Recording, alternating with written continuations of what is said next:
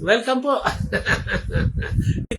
Sa Kabaka mo at Kalakbay, dito yan sa Facebook Live natin, sa Bot Leia, no? Sana lagi kayong tumutunghay, ano? Para dumami tayong nakikinig at nakikibalita sa mabuting balita ng kaligtasan ayon sa ating gospel. Ano? Ngayon ay i-discuss natin, minaya natin, bigyan natin ng konting buhay, yung Lucas 24. Ano ba nangyari dito? No? Ay, pagsalu-saluhan natin, ito yung paglalakbay. First thing in the morning, linggo ito, first day of the week, naglakbay si Cleopas at saka yung isang kanyang kasama na alagad din ng ating Panginoon. Ano? Papunta sa Emmaus. Kaya tinawag natin itong our own journey to Emmaus. No? Yung paglalakbay natin bilang tayo, no? Parang papunta sa Emmaus. Papunta sa langit, parang tayo ngayon. Dahil kasi, yung journey to Emmaus na pag-usapan dyan si Jesus, no? Naglalakad si Cleopas, bibiyay sila ng 7 miles yata, ano? Mga 11 kilometers yan, ano? Na naglakad, no? At sa kanilang paglalakad ay sumama si Jesus. No? Nag-join si Jesus. At naulindigan ni Jesus kung ano yung pinag-uusapan nila. Tinanong, ano yung pinag-uusapan niyo? Sa mga si Cleopas, sabi niya, ikaw lang yata ang di nakakaalam. Tungkol ito kay Jesus. No, na Nazareno, taga Nazareno, Nazaret. No? At siya ay makapangyarihan sa salita at sa gawa sa harap ng Diyos at sa mga tao. Ngunit ang ginawa sa kanya ng mga matatanda ng bayan, ano, ang eskriba, mga pariseyo, mga chief priest, ano, mga punong saserdote, ay pinadakip siya, no? Dahil nangangamba ang mga ito na mawalan sila ng followers. Kasi si Jesus na ang sinusundan ng mga tao, no? Bilang isang anak ng Diyos o tinitignan na isang propetang dakila. No, ha? O pinahuli, pinapatay, no? Pinako sa krus at pinatay. No? At sa kanilang paglalakbay, no? Na parang medyo nairita si Jesus dahil hindi siya nakilala. No? Sa kanilang paglalakbay. Although may sinasabi na siyang iba, sinasabi nila kay Jesus na, ikaw na lang hindi nakakaalam na si Jesus ay pinatay, ganyan-ganyan. Ano? At sa kanilang paglalakbay malapit sa Emmaus, ay hihiwalay na sana si Jesus. Ngunit, niyaya nila, no, dito ka nang palipas ng gabi dahil madilim na. Parang ganyan.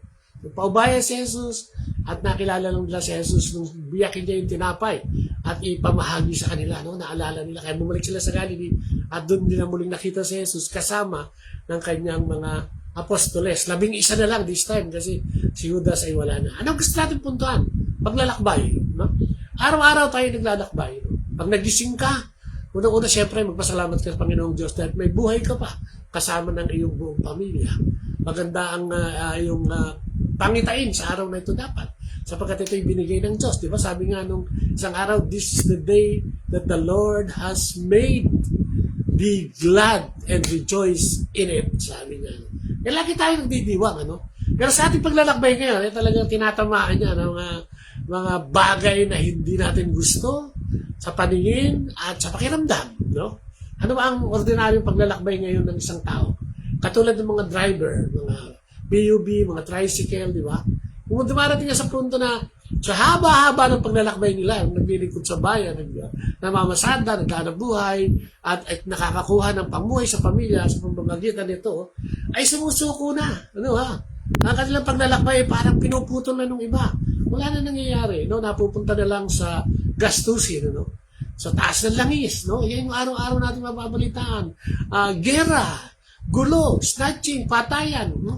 Titignan mo talagang napakasalimuot ng dadaanan natin. Ano? O dinadaanan natin, literal. Sa araw-araw. Pagbukas mo ng TV, naku, lahat ng gulo nandiyan na. Si Trump binantaan ang Iran at pupulbusin. Pero hindi naman natuloy. At habang nagbabanta siya, ano nangyayari? Lalong umahaba lang yung gulo o sigalot. Dahil nagpapakita siya ng masyadong makapangyarihan at masyadong mataas na tao. No? Nakakala mo Diyos. Isa lang ang Diyos. No? Hindi ka maisip na isa lang ang Diyos. Siguro tayo naiisip na natin lahat yan. May isang Diyos lang tayo. Sa 3 persona, ang Ama, Anak at ang Espiritu Santo. Pero marami dito sa kanilang paglalakbay ay parang yung biyahe ng Emmaus ni Cleopas at ng kanyang kasama. No? Na ini-ignore si Jesus. Kaya ang tanong sa atin ngayon, tayo ba? Masyado na bang apektado ang buhay natin o paglalakbay natin? No? At nawawala na tayo sa focus, kamukha nga ni Cleopas at ng kanyang kasama, na hindi napansin na si Jesus ay nandun dyan. No? Na si Jesus ay lagi nakagabay. At si Jesus lahat ng sinasabi ay totoo at tapat. No? Mighty in words and in deeds, sabi, no? Sa salita at sa gawa. At yun yung pinakita ng ating Panginoon. Kaya nga, ngayon, tayo, no, hindi mo man maalis yun na medyo low, no? Dahil pati nga yung pera natin, naging low.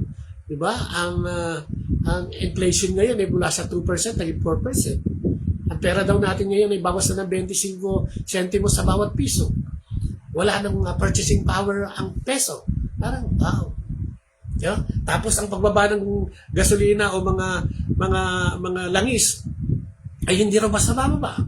May nagpipredict pa na ang diesel ay mga 100 o 100 mahigit ang pinakamababa. At ito'y tatagal. Kung ganyang uri ng daan ang ating lalakbayin, di ba madidismaya ka din? Di ba parang, wow, ganun na lang ba? Araw-araw na lang ba? Wala namang sasabihin ng gobyerno ito kundi maghigpit ng sinturon at magtipid. Eh ano pa ang titipirin? Wala na nga. Di ba? Wala na nga kinikita eh. Napakamahal na. Hindi ba pwedeng kayo naman ang magtipid at bawasan ng pagnanakaw sa gobyerno para naman maibigay sa taong bayan? Yun ang gusto natin. Yun ang gusto natin siguro paglalakbay. Yung gumaan ang ating paglalakbay. Dati nakasasakyan tayo, ngayon mukhang maglalakad na lang tayo. Di ba kung di ka sanay doon, napakahirap nun. Pero wala kang magagawa kundi tiisin. Siguro ganun din ang buhay natin.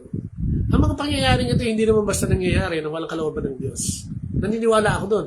At kung sasaliksikin nyo itong sinasabi ko, kahit anong COVID-19, hindi ako naniniwala hindi papayag ang Diyos na talagang mapugnaw na lang ang tao ng ganun na lang. Diba? Hindi ako papayag o hindi ako naniniwala. Ganun din ngayon. Maaring napakalaki, no? Maaring tsunami yung hinaharap natin ngayon. Hindi mo alam kung paano mangyayari sa buhay natin. Kasi ang nakataya ngayon ay yung ating physical na katawan, no? Hindi lang spiritual. Kasi kung wala kang makain, paano? Lalaki ang krimen, dadami ang magnanakaw, dadami ang gawa ng masama at ang gagawin dahilan ay walang makain dahil sa sobrang taas ng gasolina at wala nang pambili ng makakain. Pupunta lahat doon. Diba? So kung titignan mo, isa lang ang dapat sisihin dito, no? Yung mga bansang nagkagulo. Sabi nga nung narinig ko isang araw, pinadinig sa akin ni Leia. Bakit ganon? Sa ibang bansa may gera, pero dito sa Pilipinas, umaabot ang putukan. No? Pumuputok ang presyo ng langis, pumuputok ang presyo ng kuryente, pumuputok ang presyo ng panlutong gas, pumuputok lahat, pati bilihan at lahat. Bakit dito pumuputok? Wala naman ditong gera. Ibig sabihin, bakit tayo naapektuhan? Hindi rin paliwanag, no? Kasi totoo naman yung sinasabi niya. Wala naman ditong gulo Pero nagkakagulo tayo dahil sa epekto ng gulo na yun. Di ba? Nagpabaya na nga ba ang Diyos? Kapatid, hindi totoo yun. Ang Diyos ay kasama natin sa ating paglalakbay.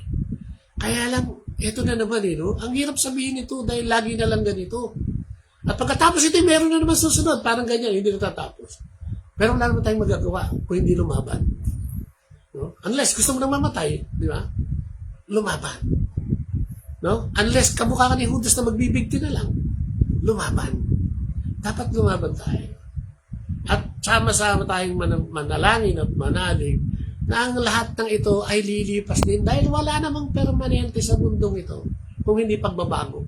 Magbabago din ang lagay ng panahon, ang sigla ng panahon. No?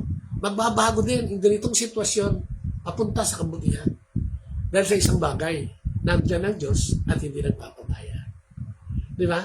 Sa ating pagbasa ngayon is parang sinasabi sa atin, ibinubulong sa atin, nandiyan ako. No? May inis sa'yo si Lord pag hindi ka lumaban. Laban sa parehas na bagay. Hindi laban o manlaban dahil sa nangyayari sa atin. Mahirap. Pero wala namang imposible sa Diyos. Di ba? So yun ang pananganan natin. Tayo tuloy natin ang ating buhay, tuloy natin ang ating pananampalataya, patuloy tayong tumawag sa Diyos, patuloy natin tignan ang paligid natin, at tignan, hanapin si Jesus, dahil siya'y nandiyan lamang. Siya'y kumakatok sa atin, sa Revelation 3:20, araw-araw. Kasama to, no? Ang pagkatok na to ay kasama, dahil kailangan niyang makapasok sa ating sistema, sa ating isip, sa ating gawa, at sa ating komunikasyon sa bawat isa.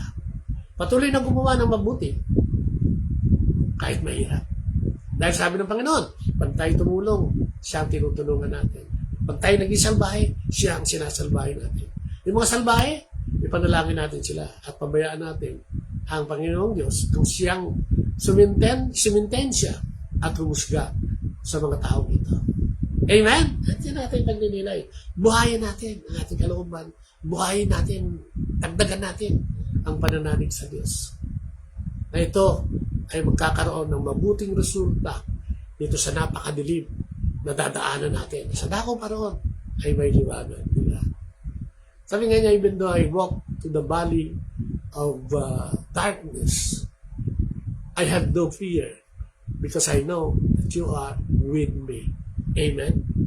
Hallelujah! In the name of the Father, the Son, the Holy Spirit. Amen. Ang dilim, Lord God. Napakadilim. Nakakanervyos. Hindi namin alam ang idudulot ng bukas. Kaya lang, binubuhay mo pa kami. Pag sinabi mo kami buhay pa, binibigyan mo kami ng pagkakataon para manambahan sa iyo, tumangkilik sa iyong kapangyarihan, sa iyong pagsasalita at sa iyong gawa. Ay pinakita mo sa banal na aklat ng Biblia. Maraming salamat, Panginoon, dahil araw-araw ay buhay pa kami. O buhay pa kami hanggang sa mandaling ito. Ngunit gusto namin itaas sa iyo ang aming weariness, ang aming kalungkutan, ang aming pag-aalala, kung ano ang sasapitin namin kinabukasan. At katulad ng pagbasa ngayon sa patungong Imaus ng paglalakbay, kami naglalakbay ko kaya isang pinakita mo ngayon na sinamahan mo ang naglalakbay na ito na hindi naman mga kilala. Pero nandoon ka na ibig sabihin na lahat kami ay nakikita mo. Kami umaasat na nanalig, Panginoon, sa iyong kapangyarihan. Ang lahat ng ito ay maibsan at mawawalan tuluyan dahil sa iyong kapangyarihan. Dagdagan mo pa, Panginoon, ang aming pangunawa, ang aming pasensya, sa nung nangyari sa aming kapaligiran. At lagyan mo ng ilaw, kahit munting ilaw, lalo ng aming bansang Pilipinas, na wala nang sinabi ang aming pamahalaan, kundi magtiis muna, sabihin ang totoo sa amin, kahit na nakakatakot, na sana, Panginoon, ikaw nang bahala sa aming pamahalaan, at lalong tigit sa mga pamahalaan ng ibang bansa na gumagawa ng mga, o nagagawa o nagdidesisyon para magkagulo. At ang naapektuhan ay yung mga taong wala namang kinalaman. Mga namamatay, mga naghihirap, sakit ang nadaranasan ng Panginoon. Sa iyo lang kami ang maasa, Lord God. At sana dumami pa kami. Katulad sa pakikinig ng programang ito, dumami pa kami na huwag mawala ng pag-asa at pananampalataya. Hindi lang sa aming gobyerno, kung hindi higit sa lahat, sa iyong kapangyarihan at gawa, Panginoon. Muli, maraming salamat, Ama, Anak, at Espiritu Santo. Dalangin namin ito sa matamis na pangalan ng Iyong sa Jesus. Kasama ng Espiritu Santo. Magpasawalang hanggan. Dalangin din namin ng mga taong may sakit, may karamdaman, walang nagastos, inabot ng aksidente, kamatayan, sa gitna ng kaguluhan. Kayo na pambahala sa kanila. Ganun din naman sa aming mga mahal sa buhay na nauna na sa amin at umaasa nakarating at makakarating sa iyong kalwalatian. Praise you and thank you, Lord God. And glory be to the Father, to the Son, and to the Holy Spirit, as it was in the beginning, is now, and ever shall be, world without end. Amen and amen. In the name of the Father, the Son, and the Holy Spirit. Amen. Like and share. Huwag kalimutan. Bye-bye. God bless.